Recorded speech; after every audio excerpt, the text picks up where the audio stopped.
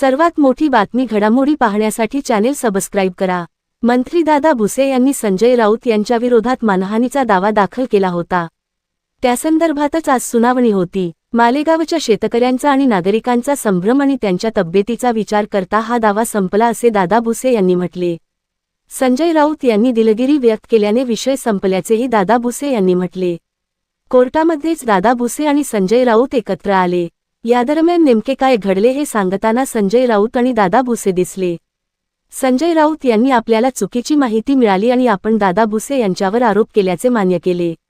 आम्हाला दोघांना न्यायालयाने पाहिले, विषय संपला आहे। ज्यांच्यामुळे हा विषय आला तेही दुसऱ्या पक्षात गेले।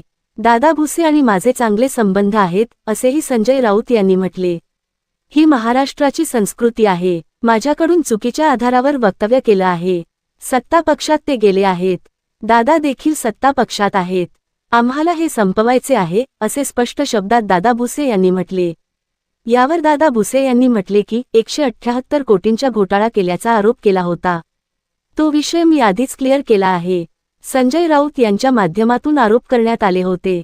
दुर्दैवाने काहींनी अडथळा निर्माण केला। सर्व पैसे आर्मस्ट्रॉंग कंपनीचा ट्रान्सफर केला आहे, हे शब्द मागे घेण्याची अपेक्षा व्यक्त केली होती, त्यासाठी खटला दाखल होता।